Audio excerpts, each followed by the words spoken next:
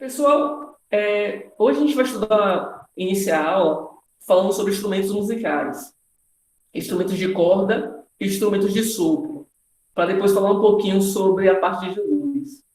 Na parte de instrumentos musicais, principalmente violão, guitarra, vocês acham que um som é mais agudo ou mais grave? Por exemplo, assim, ó, se o dedo estiver aqui na posição 1 e se o dedo estiver aqui, por exemplo, na posição 2, onde é que vocês acham que o som é mais agudo? Na posição um ou na posição 2? Quem toca aí violão sabe que faz fácil isso. Na posição um é mais agudo?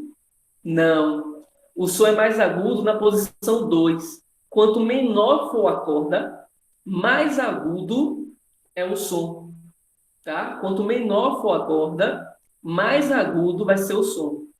Então a gente vai estudar hoje. Bom dia, pessoal que está chegando.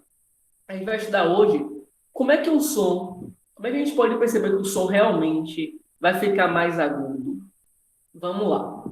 Isso, é só lembrar da guitarra. Quando a pessoa que está tocando guitarra chega bem próximo, assim, né? Daquela parte onde ela bate o dedo, o som fica mais agudo, né? Quanto mais distante, o som se torna mais grave do que o outro.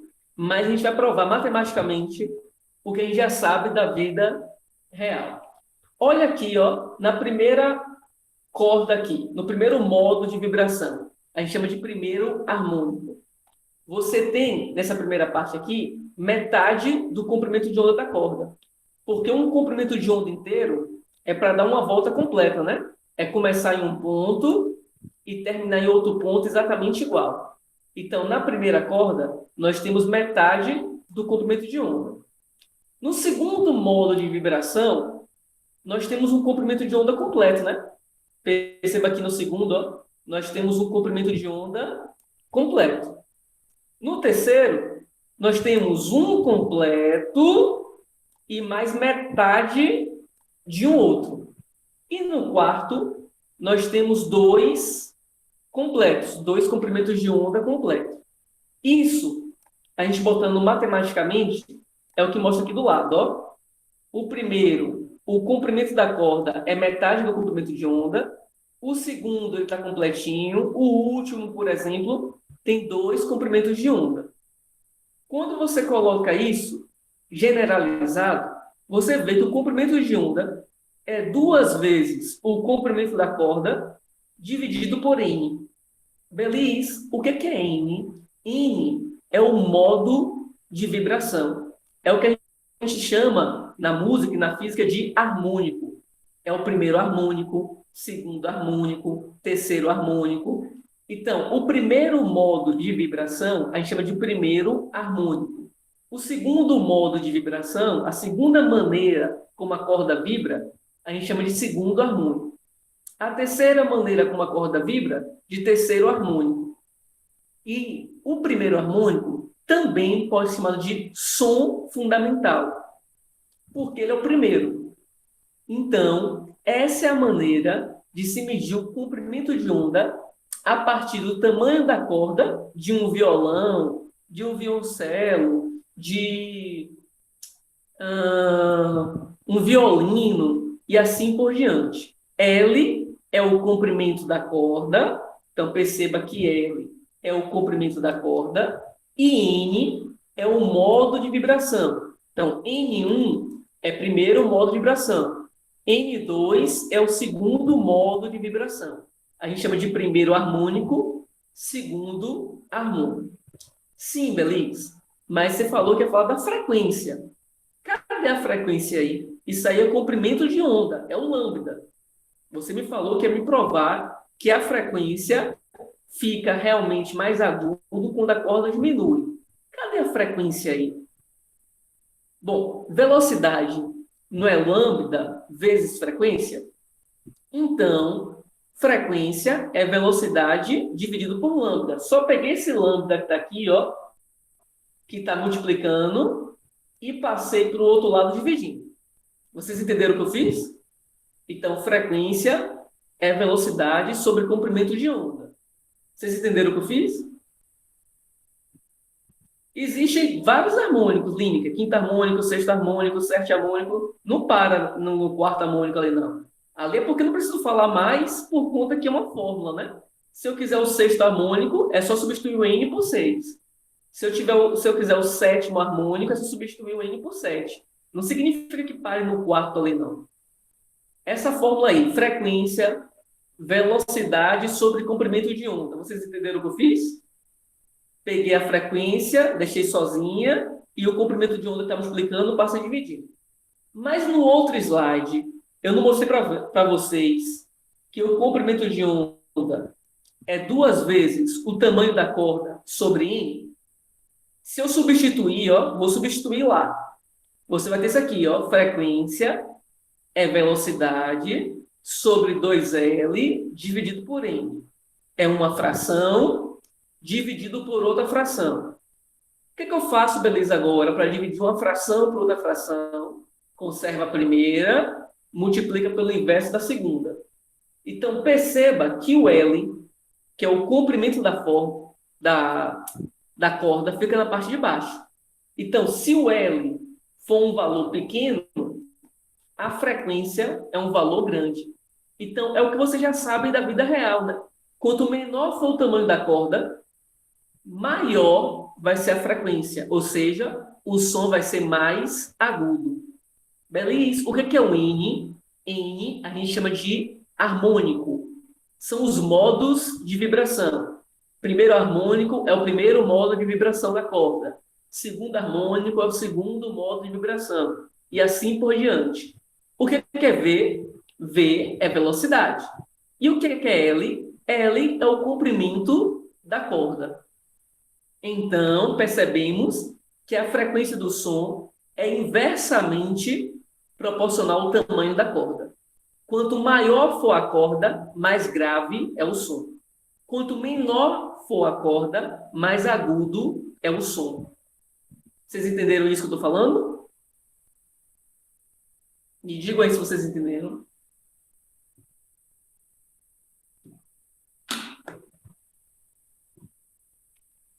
E reforçando, o que significa N? A gente chama de harmônico. Alguns livros também falam que é o número de ventre. Porque se você perceber, ó, vou botar aqui no outro slide.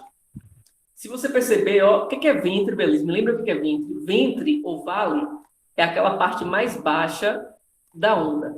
Então perceba que o primeiro harmônico tem um ventre. O segundo harmônico tem 2 ventres. O terceiro harmônico tem 3 ventres. Mas é mais comum falar de harmônico. Não é muito comum vir número de ventres, não.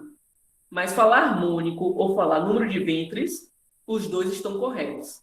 Apesar que o mais comum é falar do harmônico. Primeiro harmônico, segundo harmônico, terceiro harmônico, que é uma palavra que a gente mais usa na música e no dia a dia. Lembrando que o primeiro harmônico é chamado de som fundamental. Então, eu posso falar primeiro harmônico, som fundamental. Tá certo? E o primeiro harmônico é quando o N é 1. Aí a fórmula aqui, ó, fica assim. Vocês entenderam por que fica desse jeito? É porque o N é 1 e 1 vezes V é V, né? Então fica V sobre 2L.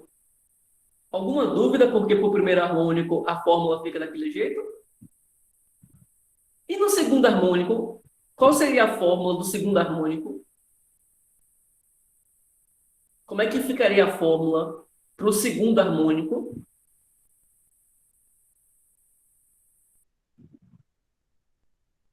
Fale, Luiz.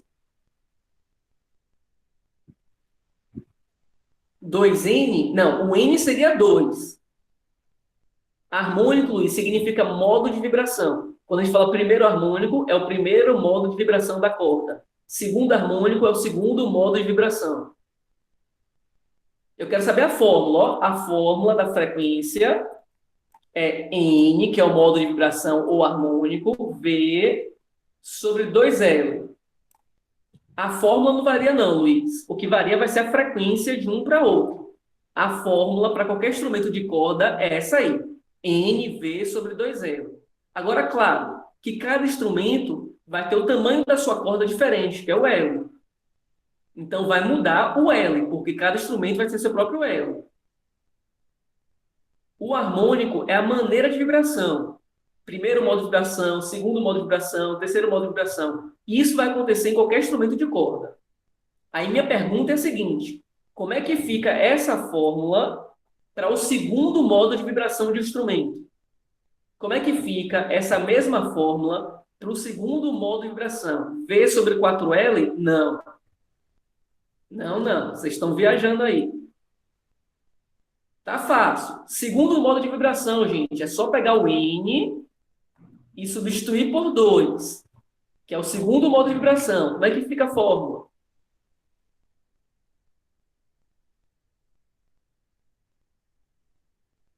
No primeiro modo de vibração, substitui N por 1. No segundo modo de vibração, substitui N por 2. Como é que fica a fórmula, então? Então, a fórmula fica só V sobre L, né? Porque se vai ter 2 em cima e 2 embaixo, não tem por que você falar que tem o 2 em cima e 2 embaixo. Então, a fórmula ficaria só V sobre L. Percebe? Então, você não precisa decorar, obviamente, a fórmula para o segundo modo de fração, para o terceiro, para o quarto. Você não precisa ficar decorando. A fórmula oficial é essa. Quando a questão pedir qual a frequência para o terceiro modo de vibração, você vai substituir o N por quanto? Quando pedir o terceiro modo de vibração, você vai substituir o N por quanto? Por 3. Lembrando que eu posso falar terceiro modo de vibração ou falar terceiro harmônico. Estou sendo claro? Todos os modos de vibração, gente, eles são múltiplos do primeiro. Então, tipo assim, se você calculou o primeiro modo de vibração e deu 100 Hz, o segundo modo de vibração vai ser 2 vezes o primeiro. Então, o segundo vai ser 200 Hz. Então, você só precisa calcular o primeiro. Quanto seria, então, para essa onda aí, o terceiro modo de vibração? Qual seria a terceira frequência do harmônico? Se o primeiro é 100 Hz, o segundo, que é o segundo modo de harmônico, o segundo modo de vibração é 200 Hz. Qual seria o terceiro? 300 Hz. E assim por diante. Porque o primeiro, que é chamado de fundamental, os outros são sempre múltiplos do primeiro. Então, se o primeiro modo de vibração, que é o primeiro harmônico, for 100 Hz, o segundo é 200, o terceiro é 300, é só multiplicar. O quarto vai ser 4 vezes 100. Claro que eu estou falando para esse exemplo, né? Se um outro instrumento, um violino, a frequência fundamental do violino é 60 Hz. Aí o segundo modo de vibração do violino vai ser 120. O terceiro modo de vibração do violino vai ser 180. Vocês entenderam isso? Vocês entenderam isso? Enquanto a grossura da corda, quando é que a corda tem um som mais agudo? Se a corda for mais grossa ou se a corda for mais fina? Porque o violão, vocês sabem que ela tem cordas de várias espessuras, né? De vários diâmetros. O som é mais agudo quando a corda for mais fina. Perfeito. Quanto mais fino for a corda, mais agudo é o som. Quanto mais grossa for a corda, mais grave é o som. Já perceberam que as cordas de uma guitarra são mais finas do que a corda de um baixo? O baixo, que tem um som mais grave, as cordas são mais grossas, né? A guitarra, que tem um som mais agudo, as cordas são mais finas. A fórmula que mostra isso é essa daqui, ó. Mas não se preocupe, não. Isso aqui é só a título de curiosidade. Nenhum Enem, nenhum vestibular vai perguntar dessa fórmula aqui, não. Mas o que ele pode perguntar é sobre o conhecimento. Você saber que quanto mais grosso for a corda, mais grave é o som. Quanto mais fino for a corda, mais agudo é o som. Lembrando que no segundo harmônico, N2. Terceiro harmônico, N3. Quarto harmônico, N4. E o primeiro harmônico, Belis? N1. Primeiro harmônico, também chamado de som fundamental. Tudo bem?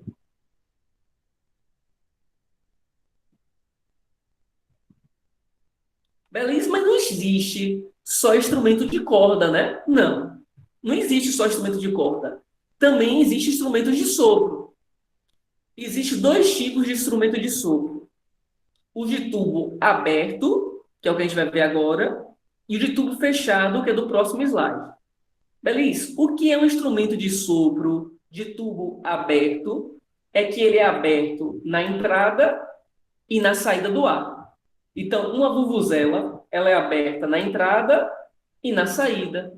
Uma flauta, ela é aberta na entrada e na saída, tá? Um trombone, um saxofone e assim por diante, tá? Os instrumentos de tubo aberto, a fórmula dele é a mesmíssima fórmula dos instrumentos de corda. Não são, desculpa, não são instrumentos iguais, tá certo? Instrumento de corda não é igual ao instrumento de sopro, mas a fórmula da frequência dos instrumentos de tubo aberto é a mesma fórmula da frequência dos instrumentos de sopro de tubo aberto, né? De violão, por exemplo, é de corda, de sopro ou vuvuzela é de tubo aberto. Só que o comprimento, em vez de ser o comprimento da corda, como o Gabi falou aí, é o comprimento do instrumento. Então, em vez de L ser o tamanho da corda, L é o tamanho da flauta, por exemplo. L é o tamanho do clarinete, por exemplo. Estão entendendo o que eu estou falando? Estão entendendo o que eu estou falando? Então, ó, eu não vou deduzir aqui a fórmula, porque é a mesmíssima fórmula, gente, do de corda. Vou fazer tudo igualzinho do que eu fiz para corda. A fórmula, ó, fica a mesmíssima. N vezes V sobre 2L. O que é V? Quem lembra aí? O que significa V? Quem me diz aí o que significa V? Ninguém sabe o que significa V? Falei no slide anterior agora.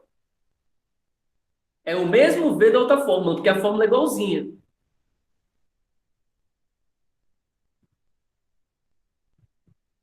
Pessoal, vocês estão dormindo aí? Estão acordados?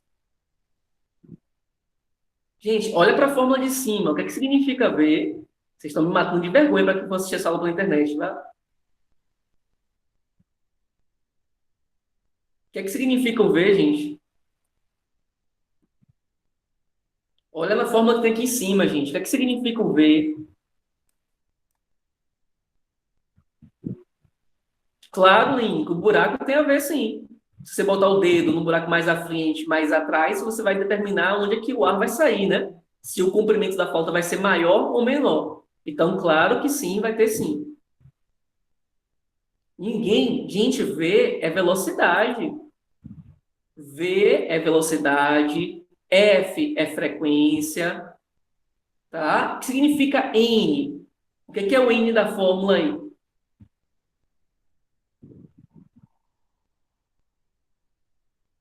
É o mesmo N da outra fórmula. Não muda nada. O que significa o N? N, comprimento do instrumento? Não, passou longe. Comprimento do instrumento é o L. Passou longe. N significa harmônico. Se é o primeiro harmônico, que é o primeiro modo de vibração. Segundo harmônico, que é o segundo modo de vibração. Terceiro harmônico, se é o terceiro modo de vibração. E assim por diante. N é o harmônico, tá? N é chamado de harmônico. L é o tamanho do instrumento. Em instrumentos de sopro, L é o tamanho do instrumento. Agora, se for instrumentos de corda, ó, porque a fórmula é a mesma, né? Em instrumentos de corda, o L é o tamanho da corda. Deixa eu voltar aqui para você ver, ó. Aqui, ó. Estão vendo esse slide? L é o tamanho da corda, instrumento de corda. Não é o tamanho do violão, tá? Porque o violão, ele é maior do que a corda. L é o tamanho da corda, não é o tamanho do violão. A fórmula dos instrumentos de sopro de tubo aberto é a mesma fórmula dos instrumentos de corda. Só que o que é que muda? Que o L, obviamente não tem corda aqui, né? Então, em vez de L ser o tamanho da corda, L é o tamanho do tubo, o tamanho do instrumento. Então, L seria o tamanho da vuvuzela, por exemplo. Estou sendo claro? Estou sendo claro?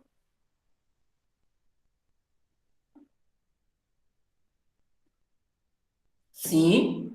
Então, instrumentos de tubo aberto não são iguais a instrumentos de corda. São instrumentos diferentes. Porém, a frequência dos harmônicos dele tem fórmulas iguais. A fórmula é a mesma.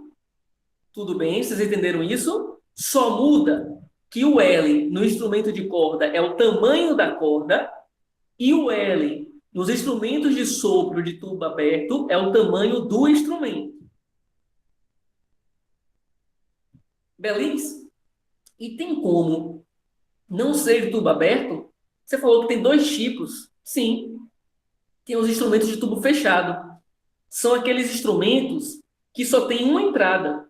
O outro lado é fechado. Por exemplo, o copo, ó, a parte de cima é aberta, a parte de baixo é fechada. Essa flauta pan aqui, ó, a parte de cima, a parte da direita é aberta, a parte de baixo é fechada. Então, também é um instrumento de sopro? Também é um instrumento de sopro. Porém, nesse caso agora, é chamado de instrumento de tubo fechado. O que é instrumento de tubo fechado? Esse eu não conheço, Lineker. Não sei como é que seria. O que é um instrumento de tubo fechado? É um lado aberto e outro lado fechado. Estou sendo claro? Só que agora ele não tem a mesma forma do aberto, tá? Os instrumentos de tubo aberto têm a mesma fórmula dos de corda. Porém, de tubo fechado não é a mesma fórmula.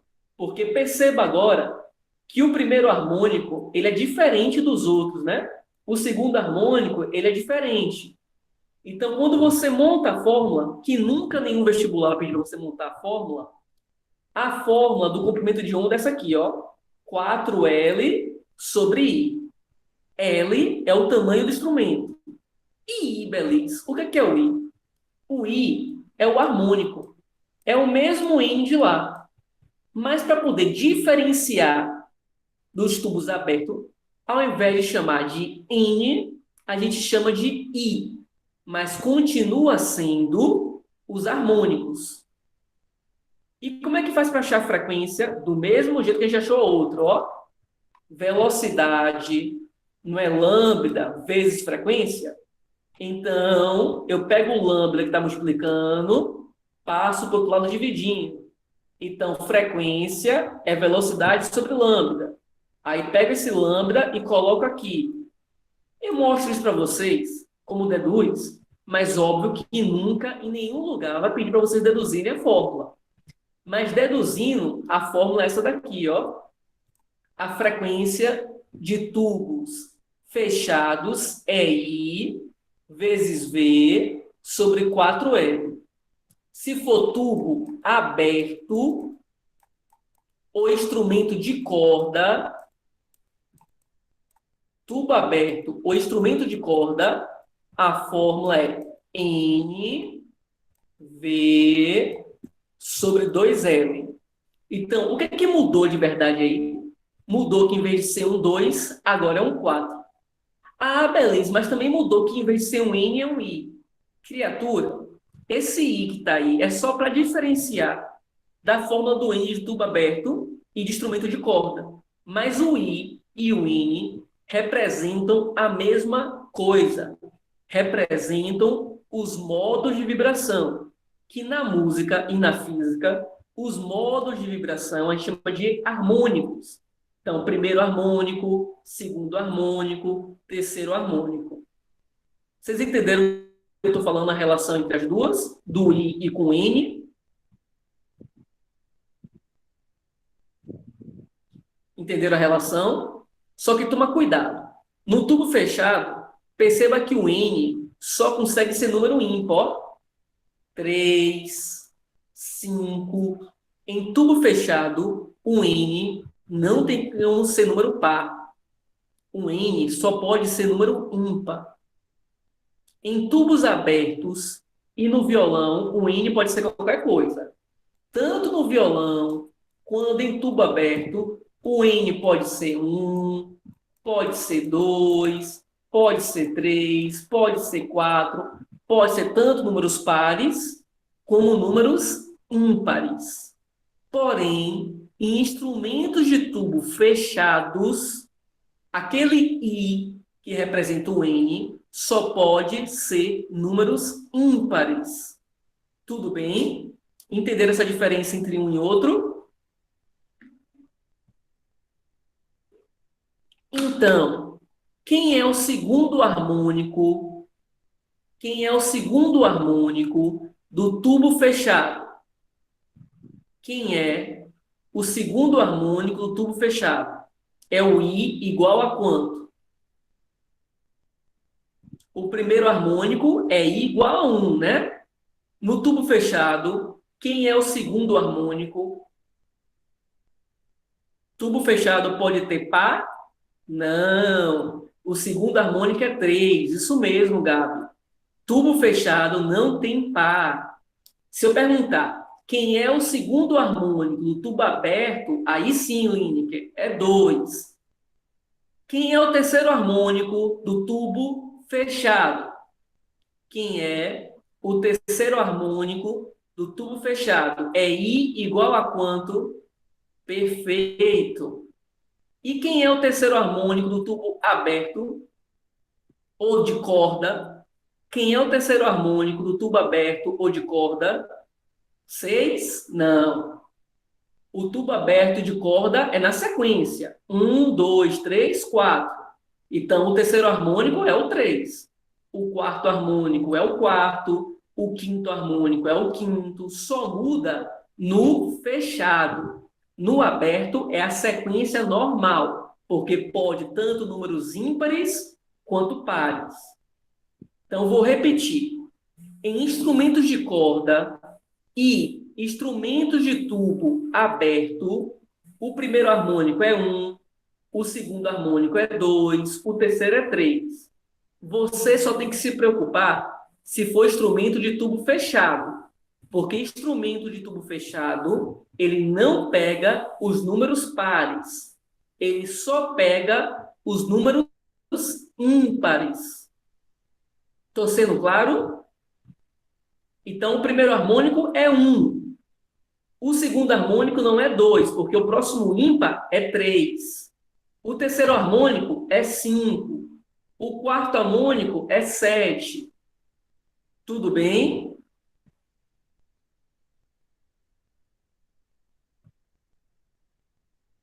Vocês entenderam isso que eu estou falando? Porque isso é uma pegadinha muito grande nos vestibulares. Eles perguntam lá, o terceiro harmônico de um tubo fechado é quando o harmônico é igual a 3. Aí a pessoa marca verdadeiro, falso. É quando o harmônico, que é o I, é igual a 5, porque 5 é o terceiro número ímpar. Agora, no aberto, é na sequência normal, nada vai mudar. Viu, Gabi? Eu estou gravando a aula, como eu sempre faço, e depois eu posto no YouTube, para quem não pode assistir ao vivo. Ok, pessoal? Encerramos aqui, então, a parte de acústica, que era para ter encerrado na aula da semana retrasada, mas acabou que não deu tempo. Aí, eu queria fazer uma pergunta para vocês. Que cor essa maçã tem? No final da aula, eu relembro, cara. Qual cor essa maçã tem?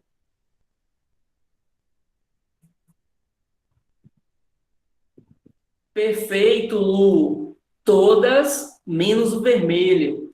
Lembra lá do nono ano que para você enxergar alguma coisa vermelho, baixe todas as luzes, ele absorve todas, exceto o vermelho? Então, na verdade, ele tem com ele todas. Ele só não tem com ele o vermelho, que é aquela que ele devolve para a gente e a gente enxerga. Então, lembra que o nosso assunto principal é os fenômenos ondulatórios? A gente falou de reflexão, difração, efeito Doppler. A gente falou sobre ressonância, sobre reflexão, falou sobre várias coisas. Esse assunto a gente viu específico para acústica. Aí, por exemplo, a reflexão do som é chamada de eco. Lembra disso? Agora, a gente vai ver esses fenômenos, os mesmos fenômenos ondulatórios, só que agora a gente vai ver para a luz, que é um outro tipo de onda. Então, nosso assunto, no geral, são fenômenos ondulatórios. A gente viu específico para sons e agora a gente vai ver específico para luz. Para sons, ele é chamado de acústica. Para luz, é chamado de óptica geométrica. Vocês conseguem ver esse negócio aí se movimentando ou vocês veem parado? Tem gente que não tem essa ilusão de óptica, não. Tem gente que não consegue ver ele se movimentando nessa parede da sala do doutor aqui, não. Vocês estão como aí? Eu também vejo mexendo, mas tem gente que vê parado isso aí, sabia? Porque as ilusões de óptica, elas não influenciam o cérebro das pessoas igualmente. Tem gente que vai ser influenciada, tem gente que não. É normal isso. Aí, ó, já a Ana vê parado. Eu vejo me movimentando, Ana. Isso aqui para mim, ó, tá movimentando. É porque cada pessoa vai ter uma reação em seu cérebro diferente. Então, tem gente que vai ter a ilusão de óptica, tem gente que não. Vamos relembrar um pouquinho da luz? A luz é uma onda eletromagnética, transversal e tridimensional. O som, ele é eletromagnético ou mecânico? O som. Isso também é para quem vê rosto nas coisas? Sim, Gabi. Sim.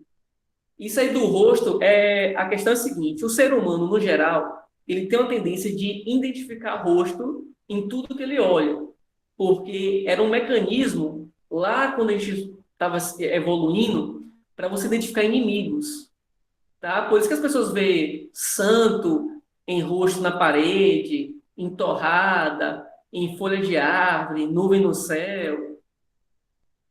E aí, o som é uma onda mecânica ou eletromagnética?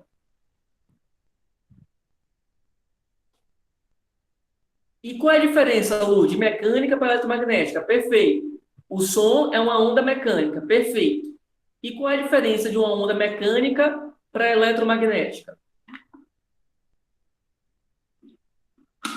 E qual das duas, Gabi, se propaga no vácuo? Isso, Lu, é eletromagnética, se propaga no vácuo. Mecânica não se propaga no vácuo. Tanto a luz quanto o som são tridimensionais. Quando você acende uma luz ou quando você fala, aquela onda se espalha para todas as direções, altura, largura e comprimento. Então, tanto a luz quanto o som são tridimensionais. Agora, o som, ele é longitudinal. Isso, Lineker, perfeito.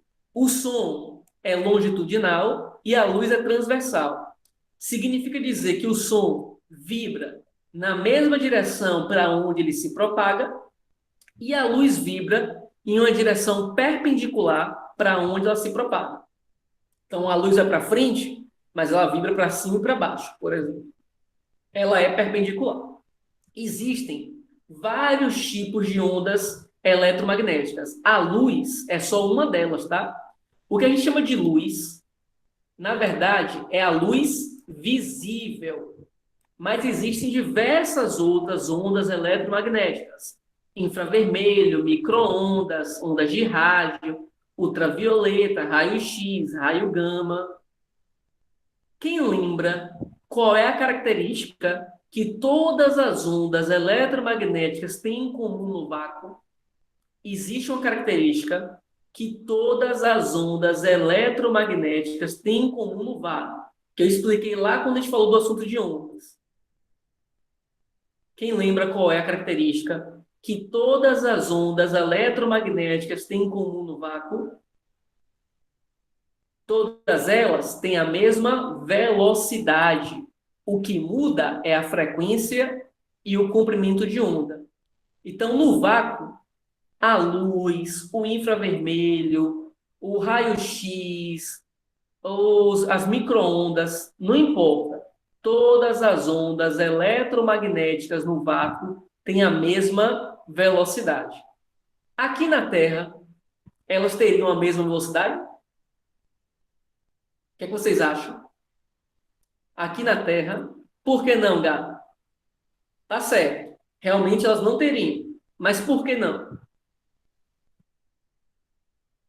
Porque tem obstáculos? A palavrinha que a gente vai mudar é porque aqui na Terra não tem vácuo, né?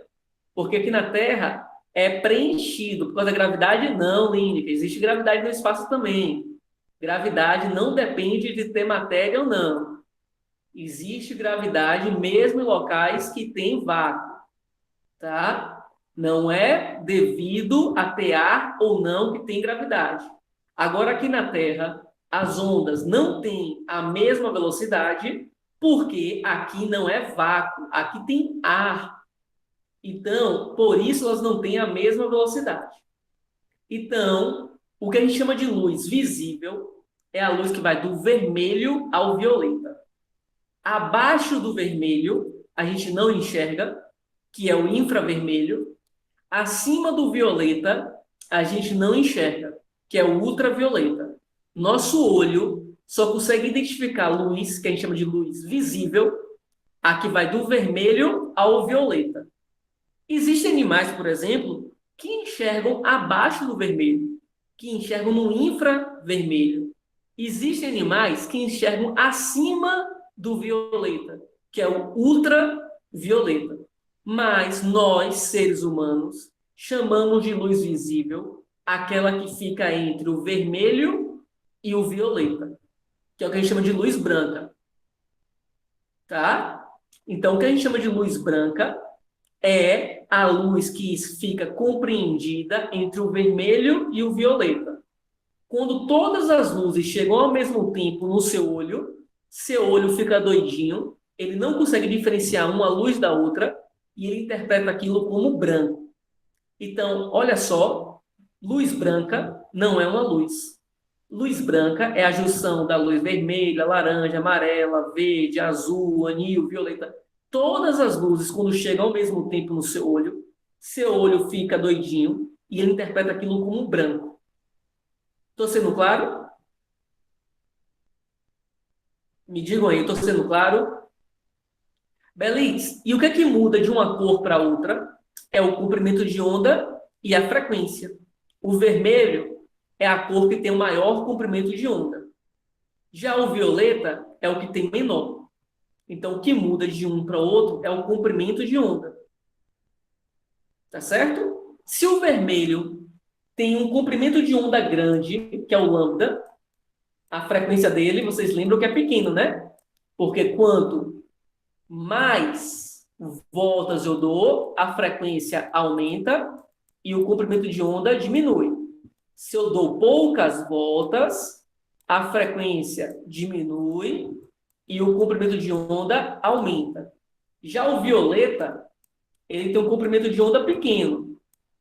Então, o que é que acontece com a frequência do violeta comparado com a frequência do vermelho? O que acontece com a frequência do violeta quando comparado com a frequência do vermelho? O vermelho tem maior comprimento de onda. O violeta tem menor comprimento de onda. Então, o violeta tem maior ou menor frequência quando comparado com o vermelho? Pessoal, vocês morreram aí? A frequência é maior, perfeito. É só ver que frequência e comprimento de onda são inversamente proporcionais. Então, se o violeta tem um comprimento de onda pequeno, é porque a frequência dele é grande. Agora, se a luz vermelha tem um comprimento de onda grande, é porque a frequência dele é pequena. Vocês lembram que sons... O que era um som alto? Quem lembra o que é um som alto, que foi o assunto passado?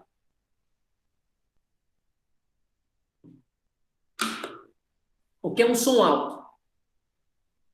Não. Som alto é um som agudo. O que é um som baixo? O que é um som baixo? Um som grave. E na luz? O que é uma luz de frequência alta e o que é uma luz de frequência baixa? Uma luz de frequência baixa é vermelha. Uma luz de frequência alta é uma luz azulada. Então, as luzes, quando aumentam a frequência, tendem a ficar mais azulada. Quando diminui a frequência, mais avermelhada. O que é um som forte? Quem lembra o que é um som forte? Qual seria o exemplo de um som forte? Seria a pessoa gritar. Se eu gritar, é um som forte, volume alto. Perfeito, Lineker. E o que seria um som fraco? O que seria um som fraco?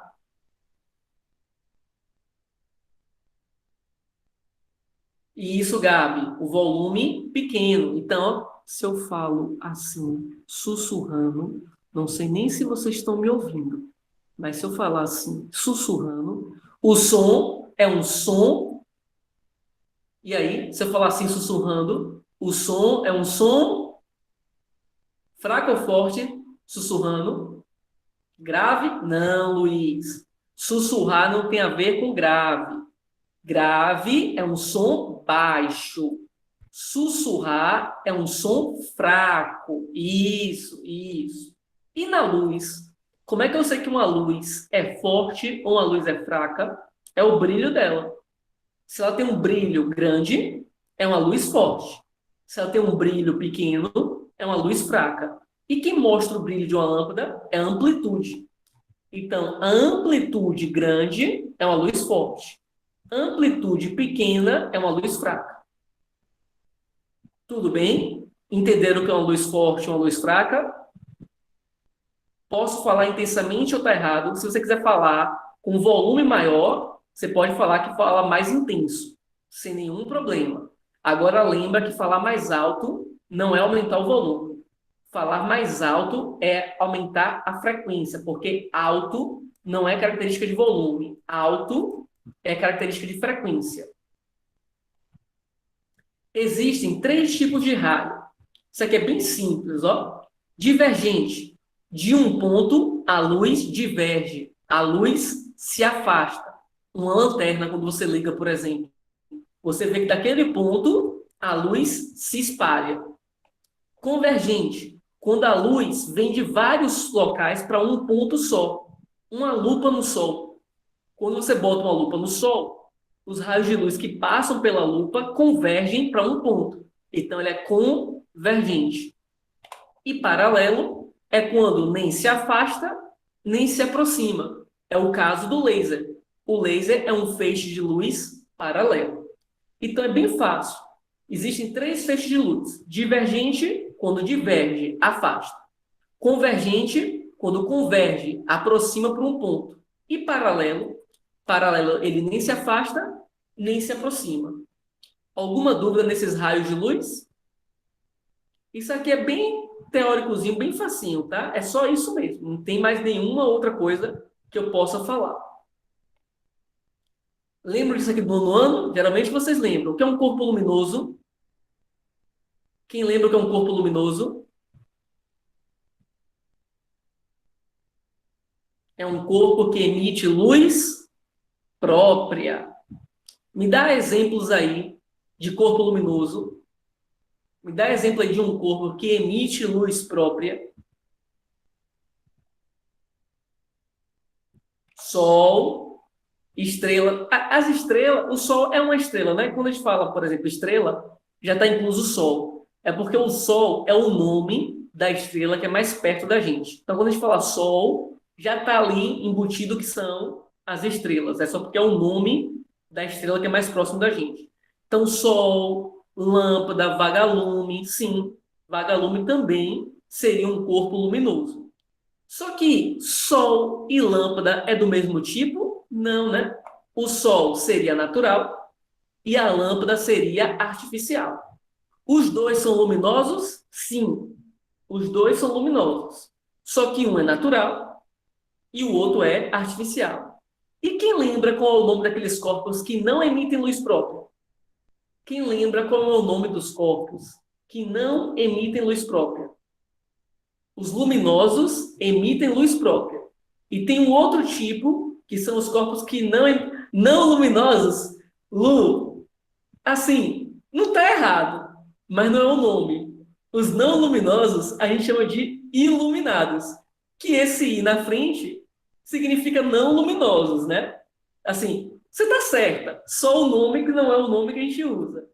Então, os iluminados são os corpos que não emitem luz própria. Me dá exemplo aí de corpos que não emitem luz própria.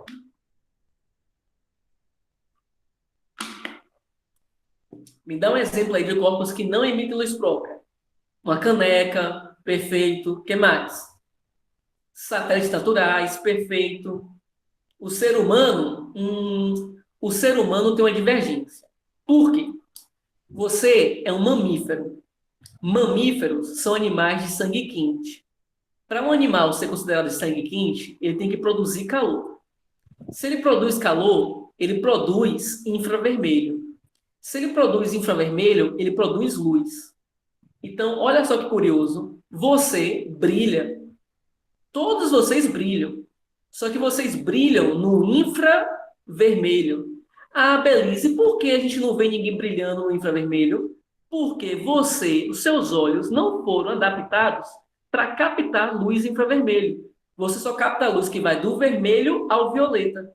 Mas tem animais que veem esse seu brilho. Por exemplo, algumas amigas de vocês, as cobras, elas captam luz infravermelho. Então, quando ela olha para você, ela vê você brilhando, emitindo luz. Só que se perguntar numa prova, o corpo humano é luminoso ou iluminado? Aí você vai responder iluminado. Porque a definição de luminoso e iluminado é para luz visível. A gente não entra nisso com luz infravermelho. Então, quando a gente fala que um corpo é luminoso, a gente está falando com luz visível. Então, o ser humano é iluminado. Sim, o ser humano é iluminado. Ele não cria luz visível própria. Ele até cria luz, mas luz infravermelho, mas a gente não consegue ver essa luz. Conseguiram entender essa questão do ser humano, que é um pouco dúbia? A gente cria luz, mas não é luz visível, é luz infravermelha. Foi claro? Ó, os corpos que emitem luz, eles podem criar regiões de sombra e regiões de penumbra. Beleza? O que é uma região de sombra? O que é uma região de penumbra? Região de sombra é aquela região que não recebe nenhuma luz. Região de penumbra é aquela região que recebe pouca luz. É aquela sombra mais clarinha, que a gente geralmente chama de sombra mais clarinha. Então, aqui, ó, atrás dessa bola, na posição 1, é sombra. Não recebe luz nenhuma. Nem a luz A, nem a luz B.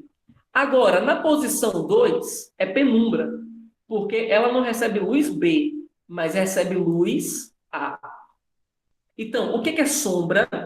Sombra é aquela região que não recebe luz diretamente. Eu vi que chama não tem sombra, é verdade?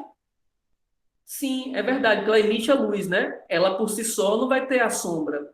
Porque para ter sombra tem que ser um objeto, né, que seja opaco, para não deixar a luz passar por dentro dela, né? Então, sim. E penumbra, o que é penumbra, Beliz? É aquela região que não recebe luz diretamente, ou seja, recebe luz parcialmente. Sombra também é chamado de umbra. Você pode chamar de sombra ou umbra. Vocês entenderam o que é sombra ou umbra? Não recebe nenhuma luz diretamente. E o que é penumbra? Recebe luz parcialmente. Vocês entenderam? Corpos pontuais criam somente sombra. Então, quando a luz sai só de um pontinho, só cria sombra. Quando você tem um corpo extenso, que a luz sai de vários pontos, aí você cria tanto sombra quanto penumbra, porque vai ter partes que recebem luz, partes que não recebem. Penumbra só tem quando não é pontual, né? Isso. Perfeito. Pontual só cria sombra. A não ser que você pegue dois pontuais. Por exemplo, ó, se eu considerar que isso aqui é um pontual e isso aqui é um pontual, dois pontuais aí podem formar regiões de sombra e penumbra. Mas um pontual apenas forma exclusivamente sombra, porque a luz só sai de um ponto. Então não tem como ter um outro local que está recebendo luz parcialmente. Ou recebe ou não recebe. Eu lembro que meus amigos queriam me explicar penumbra com uma borracha e uma lanterna. Não faço ideia como eles queriam te explicar isso, não. Olha o gatinho aí, ó. Com o gatinho vai ficar mais fácil. Tá vendo a lâmpada A e a lâmpada B? A gente vai ligar as duas lâmpadas. O gatinho 1 não recebe luz nem da lâmpada A, nem recebe luz da lâmpada B. Então, o gatinho 1 está na região de sombra. Já o gatinho 2, ele não recebe a luz da lâmpada A, mas ele recebe a luz da lâmpada B. Então, ele está na região de penumbra. Vocês entenderam o que é sombra e o que é penumbra? Estão lembrando lá do nono ano? Eu sei que é difícil.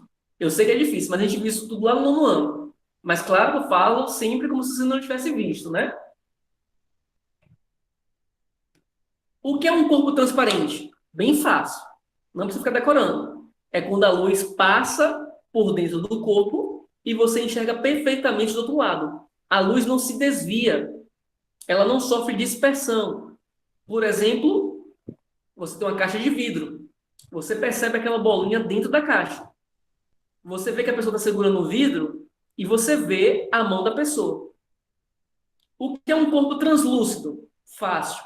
É quando você consegue enxergar através, mas não é perfeitamente, fica um pouco meio fosco. A nitidez não é a mesma. Então, a luz, quando passa por dentro daquele material, ela se dispersa.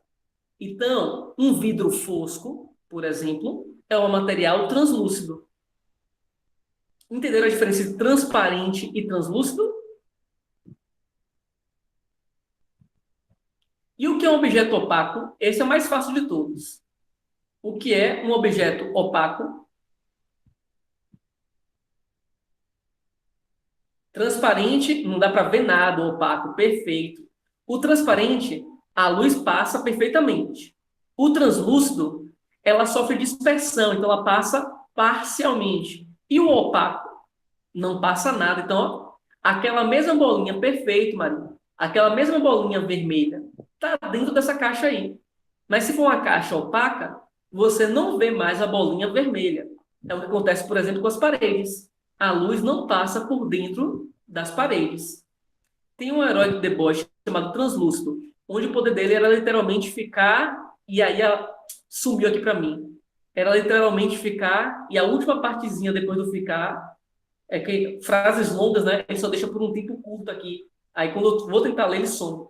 Era ficar meio invisível. Naquele caso lá, é porque a luz passava por dentro dele, né?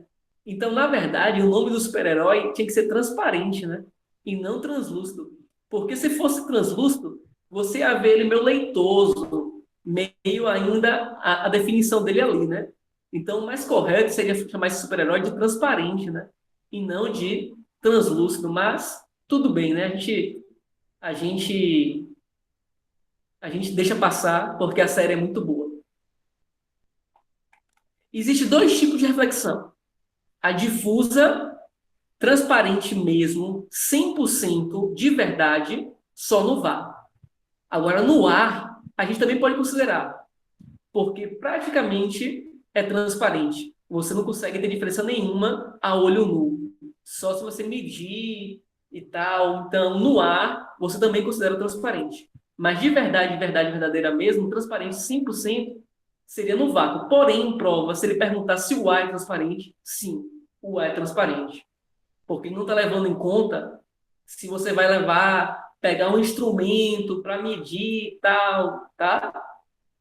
Existem dois tipos de reflexão: difusa e regular.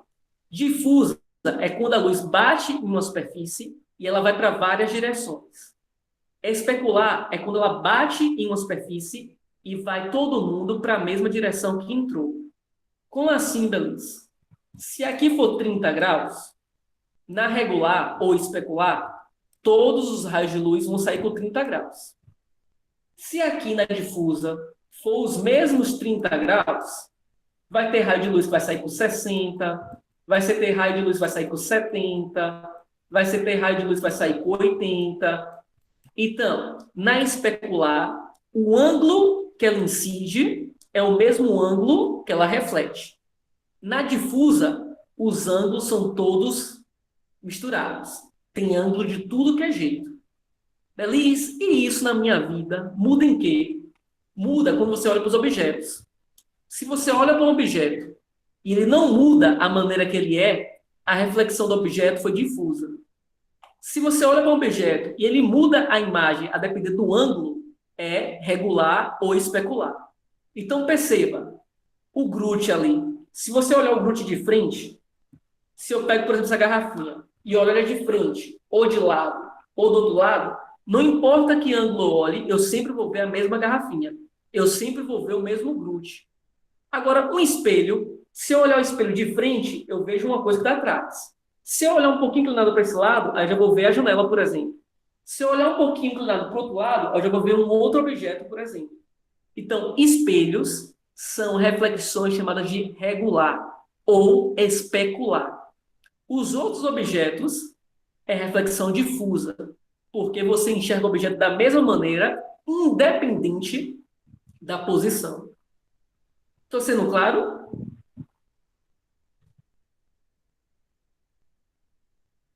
Estou sendo claro?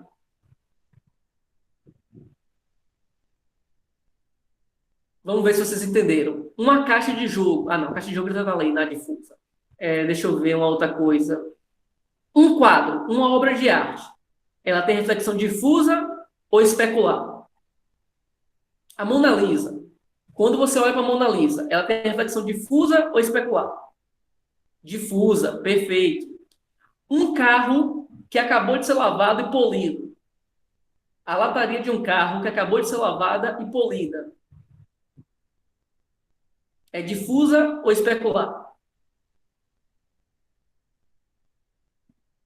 Um carro que a lataria acabou de ser lavada e polida. É difusa ou regular? Depende da concavidade? Não. Ela é regular. Porque você vai funcionar como se fosse um espelho. Agora, o que você vai enxergar, Luiz, vai depender do ângulo que você vai olhar. Tá? Eu não estou falando que o carro sujo tem reflexão regular, tá? É só se ele estiver lavadinho e polido. Deu para entender? Para você pegar a manha, objetos polidos, eles são regulares, reflexão regular. Objetos que têm uma aspereza, que têm uma rugosidade, eles têm reflexão difusa. Ok? Lembrando que na regular, o ângulo que incide é o mesmo ângulo que reflete, né? Se aqui for 30 graus, aqui também vai ser 30 graus. Se aqui for 60 graus, aqui também vai ser 60 graus. Na difusa, isso não acontece. Se aqui for 30, aqui pode ser 30, aqui pode ser 60, pode ser 90, pode ser 120. A reflexão acontece em todas as direções. Ok? Me digam aí se está o play entre difusa e regular.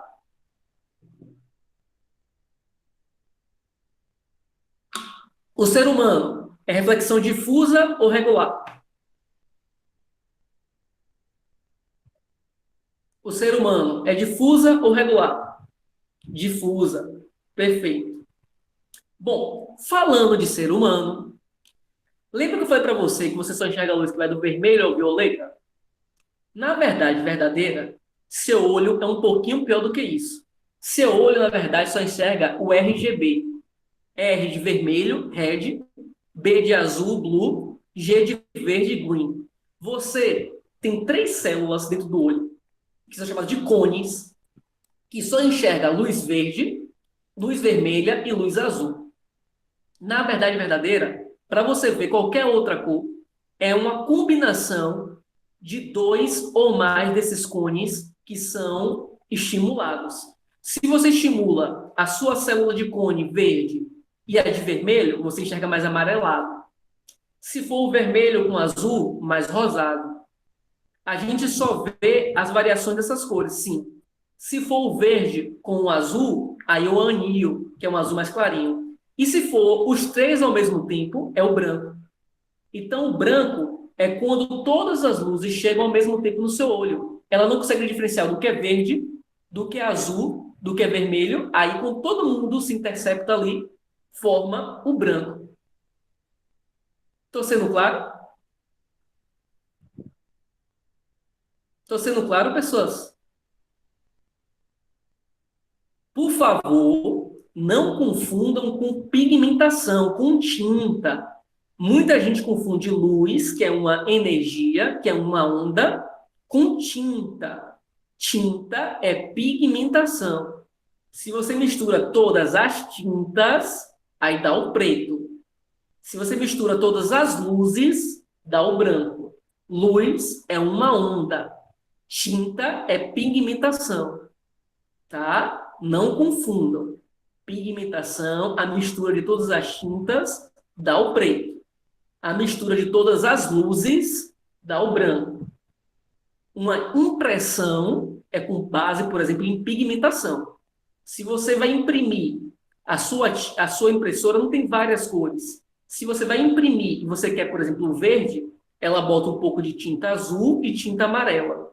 Se ela quer o vermelho, ela bota tinta magenta, que é o rosa, com o amarelo.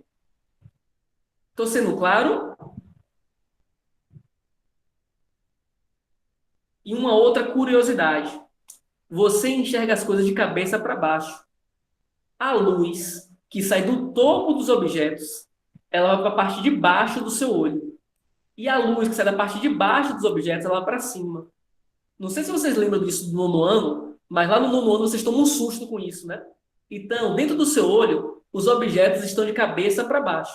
Ah, Belis, então tá tudo de cabeça para baixo na minha vida? É? Não.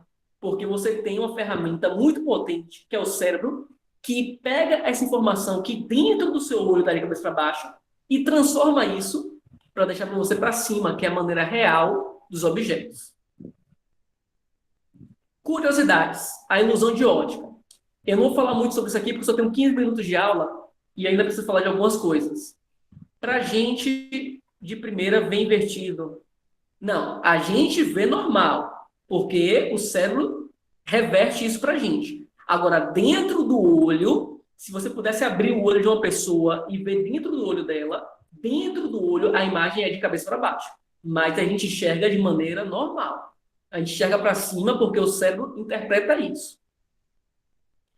Gente, as ilusões de ótica são os bugs do seu cérebro. Seu cérebro buga a depender da posição dos objetos, ou da comparação das cores dos objetos, ou do tamanho dos objetos, ou da perspectiva dos objetos. Eu não vou falar sobre isso, porque minha aula está acabando e eu preciso acabar a aula. Mas depois de uma lidinha nesse slide, só a título de conhecimento mesmo.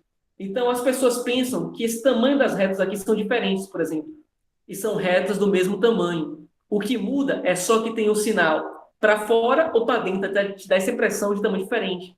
A mesma coisa são com essas duas retas. Tá? Isso aqui é ilusão de ótica, que é os bugs que nosso cérebro dá. Existe até um concurso mundial promovido por uma ONG, que é o concurso de melhor ilusão de ótica do ano. E aí existem trabalhos que as pessoas fazem para ganhar esse concurso. Não sei se existe uma remuneração, mas existe um prêmio. Tá? Não sei se para vocês, nem para todo mundo funciona da mesma maneira, né? Mas, por exemplo, para mim aqui, essa bolinha está em movimento. Para mim aqui, isso aqui está em movimento.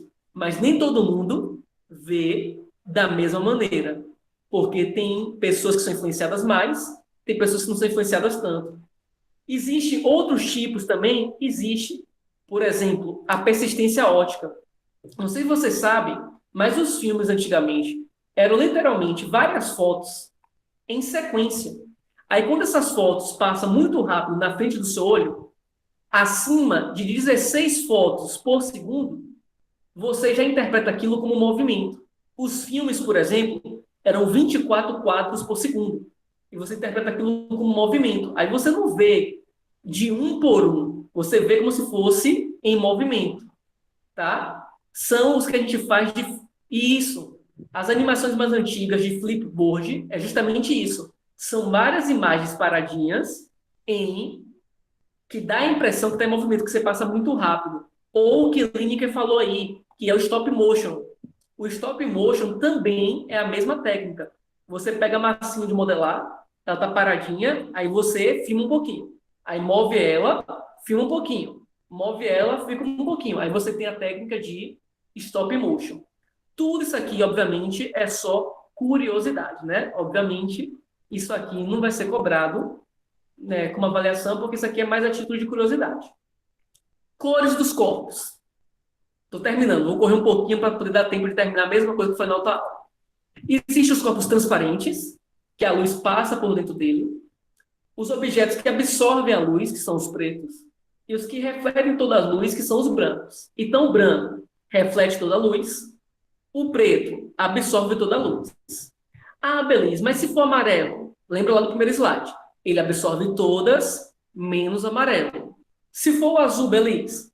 Ele absorve todas, menos o azul. Claro que isso é uma simplificação, porque mesmo os objetos brancos absorvem um pouco de luz, e mesmo os objetos pretos, eles refletem um pouco de luz. É uma simplificação. Mas perceba que se você sai para dar uma caminhada no sol com camisa branca, esquenta bem menos do que camisa preta, porque o preto absorve muito mais luz do que o branco.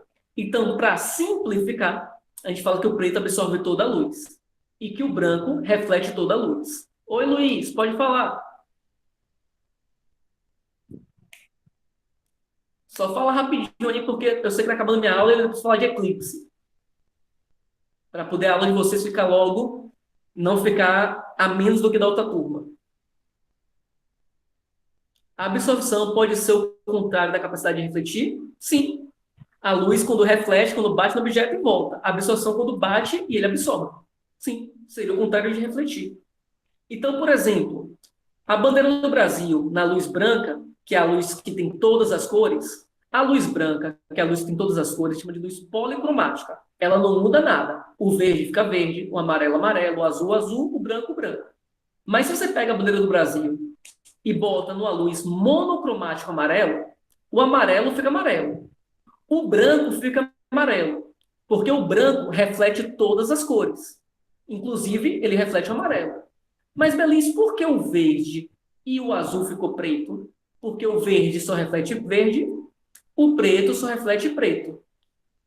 E a inversão de cores, não sei do que você está falando, Luiz. Aqui eu estou falando de cores dos corpos, mas inversão de cores, não sei do que você está falando.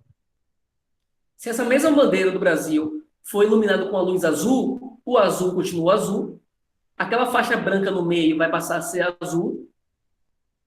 Não sei, Luiz, que função é essa.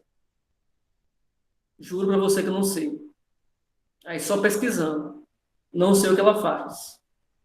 Mas lembra que, não sei se é o que você está falando, mas é o que fica preto e branco, ele chama de inversão de cores, mas na verdade aquilo ali é deixar só com duas cores, o branco e o preto, né? Não sei se é isso que você está falando. E se a bandeira for iluminada com a luz vermelha, aí aquela faixa branca fica vermelho e todo o resto fica preto.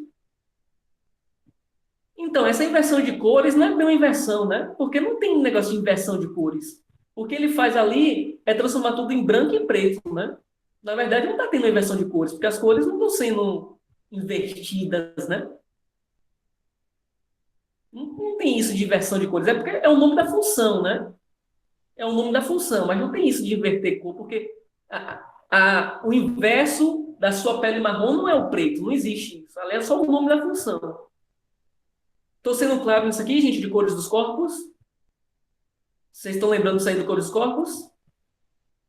Então, o branco sempre fica da cor dos objetos, da luz, e o preto sempre fica preto. Agora, o colorido depende, né?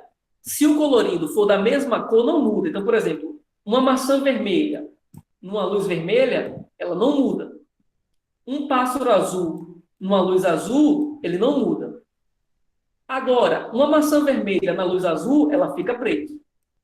E um pássaro azul na luz vermelha, ele também fica preto. Então, os objetos só ficam da mesma cor se for a luz branca ou se for uma luz que é da mesma cor da luz do objeto. Lembrado disso aí do nono ano? Vamos lá. Continuando, porque senão não termina, não deixa vocês igual tá tudo. Princípios da luz. Princípio da independência. Você liga uma luz, liga a outra, uma passa por dentro da outra e não interfere. Bem facinho. Uma passa por dentro da outra e não anula a outra. Princípio da reversibilidade. Se você olha para o espelho e enxerga uma pessoa, a pessoa olha para o espelho e também te enxerga. A mesma luz que vai por um caminho pode voltar pelo mesmo caminho. Então, a luz que vai de P para Q, ela pode voltar de Q para P. Isso é chamado de reversibilidade. O mesmo caminho que ela vai, ela volta. Princípio retilíneo da luz. A luz não faz curva, né? Então, para essa luz sair do ponto A e chegar no ponto B, ou ela vai em linha reta, ou tem um espelho aqui para ela bater e vir para cá. Mas sempre em linha reta. A luz não faz curva, né? Ela não faz isso. Tá? A luz não faz curvas. A luz sempre se propaga em linha reta. Tudo bem? Esses três princípios, vou botar alto, porque eu falei muito rápido. Independência. Uma luz passa por dentro da outra e não anula a outra. E quando ela chega perto de astros, aí ela sofre uma coisa chamada de difração, que é aquela capacidade de contornar objetos. Mas não é bem contornar, é uma difração, mas ainda assim vai ser em linha reta. Ela vai chegar por um caminho, vai sofrer a difração, vai para outro caminho, mas sempre em linhas retas. Reversibilidade, a luz que vai, ela pode voltar pelo mesmo caminho. Então, se você olha para o espelho e enxerga uma pessoa, a pessoa olha para o espelho e te enxerga. E retilíneo, a luz sempre se propaga em linha reta. E para finalizar, só de eclipses aqui. Vamos lá. Existem vários tipos de eclipse. Só que o que a gente mais estuda é o solar e o lunar. O que é o eclipse solar? É quando você não enxerga o Sol. E por que você não enxerga o Sol? Porque a Lua está na frente.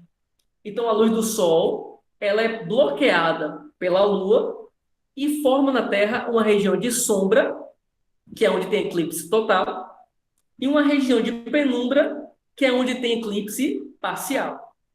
Beleza? Por que tem duas regiões? Porque tem essa região, mas no meio, que não recebe luz nenhuma. Nem dessa parte de cima, A, nem dessa parte de baixo, B.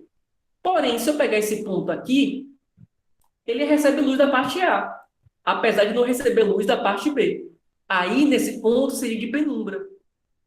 Vocês entenderam porque existe eclipse total e parcial?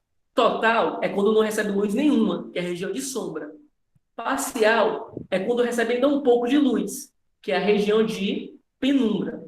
Obviamente, para ter eclipse do Sol, tem que ser dia nessa parte da Terra, né? Não tem como ter eclipse do Sol à noite. Estou sendo claro? Estou sendo claro? Aqui, ó, é como você está vendo eclipse, ó. A Lua vai ficando na frente, a Lua vai ficando na frente, até que tapa, e você tem o eclipse. Aqui são os tipos de eclipse solar. Existe o total, o parcial e o anelar. Os vestibulares não cobram isso. Mas o anelar é quando a Lua não fica exatamente na posição corretinha. Ela fica um pouquinho antes ou um pouquinho depois. Aí a Lua não consegue cobrir todo o Sol. Aí você forma aquela auréola em volta da Lua. Aí por isso que é chamado de anelar. Isso aqui é só a título de curiosidade, tá, gente? Os vestibulares não cobram isso. O que que ele cobra sobre eclipse? Para você saber que para ter eclipse solar tem que ter o alinhamento Sol, Lua, Terra. E o eclipse lunar é quando você tem a Lua na região de sombra ou penumbra da Terra. Então o Sol ilumina tudo, só que como a Terra é opaca, ela forma uma região de sombra, que é esse cone mais escuro, e uma região de penumbra, que é essas partes mais clarinhas. A Lua, como está girando, vai ter um momento que ela vai entrando, aí ela entrou na região da parte mais clarinha, que é a penumbra, seria eclipse parcial. Você ainda vê a Lua lá, mas não com o mesmo brilho. Quando ela entra naquela parte mais escura, que é a região que não recebe luz nenhuma, é o eclipse total. Aí depois ela sai novamente. Então, para ter eclipse da Lua, tem que alinhar Sol, Terra, Lua. Foi claro? Foi claro, pessoal? E só para finalizar realmente, lembra que eu falei que dentro do olho você enxerga de cabeça para baixo? Como é que a gente pode provar isso? Fazendo uma câmera escura, que é só pegar uma caixa, fazer um furinho nela e você vê atrás da caixa, com papel manteiga, por exemplo. Aí a luz de cima vai para baixo, a luz de baixo vai para cima. Aí dentro da caixa, você vê que a vela cai de cabeça para baixo. Percebe que tem dois triângulos aí? Tem esse triângulo de fora e o triângulo de dentro? Se você fizer semelhança de triângulo, ó, a altura do de fora dividido pela altura do de dentro sobre a distância do de fora sobre a distância do de dentro. Luiz, você perguntou alguma coisa, mas passou muito rápido aqui para mim, Luiz. Você pode repetir, por favor? Passou muito rápido aqui para mim, Luiz. Eu não consegui ler essa pergunta. Quando eu estava falando, quando eu fui parar para ler essa pergunta, ela sumiu. O hipotálamo, que inverte de volta, eu não sei qual é a região do cérebro, porque a gente não estuda isso na física. Mas o cérebro, como um todo, ele pega aquela imagem que dentro do seu olho está de cabeça para baixo, ó, dentro do seu olho, a árvore está de cabeça para baixo. Aí seu cérebro pega essa informação e traduz para você para ficar para cima. Agora, que região do cérebro que vai fazer isso, eu não sei te dizer. Só que também inverte direita com esquerda, tá? Esse aqui é o último slide, viu, gente? Eu sei que já passou 2 minutos do término da aula, mas esse aqui é o último, eu juro. Inverte também direita com esquerda, tá? As pessoas pensam que só inverte de cima para baixo. Não. Também inverte direita com esquerda. Então, o que está na direita vai para a esquerda da caixa e o que está na esquerda vai para a direita. Então, dentro da latinha, você vai enxergar a vela de cabeça para baixo. Esse seria um experimento, por exemplo, que a gente faria se tivesse aula presencial. Mas para vocês fazerem é bem fácil. Pega uma lata dessa, de leitinho, faz um furinho só na pontinha e do outro lado aberto bota um papel manteiga. Por que o papel manteiga? Porque ele é translúcido. Aí ele vai barrar a luz parcialmente. Você consegue ver a imagem atrás dele. Então, essa é uma maneira de provar que dentro do seu olho é de cabeça para baixo, realmente, sem precisar abrir o olho de ninguém. E por isso eu encerro a aula. Aqui é só curiosidade também, para você saber o tamanho do Sol em relação aos planetas e o tamanho do Sol em relação a outras estrelas. Perceba que o Sol ele é bem maior do que os planetas, né? Porém, quando você pega o Sol e compara com as outras estrelas, ele é bem menor, porque o Sol, nem de longe, é uma estrela muito grande. Mas isso aqui também só é curiosidade. Eu sei que passou aí 3 minutinhos da aula, mas vocês entenderam o assunto? Eu tive que dar uma corridinha no final para poder dar tempo de terminar, igualzinho da outra turma. Vocês têm alguma dúvida? Vocês entenderam de onde vem essa fórmula aqui, gente? Vocês entenderam que isso aqui nada mais é do que semelhança de triângulos? Lá no nono ano a gente também usou, né? Mas como eu sei que nem todo mundo foi meu aluno e também nem todo mundo lembra, mas nada mais é do que semelhança de triângulo. A altura do triângulo de fora dividido pela altura do triângulo de dentro, base do triângulo de fora dividido por base do triângulo de dentro. Tá certo? Então, até semana que vem. Fiquem bem, fiquem com saúde, tá certo? Eu sei que a aula tem muita coisa, tem curiosidade, mas lembre-se que eu não cobro tudo isso na prova, né? Então, quando tem prova, sempre eu vou definir um assunto bem menor, tá? Fiquem tranquilos, que eu sei que eu trago sempre muita coisa, sempre muitas curiosidades, mas quando chegar mais perto da prova, eu sempre falo para vocês, a gente, é mais esse assunto, tá certo? Tchau, tchau. Até semana que vem. Fique bem e fique com saúde.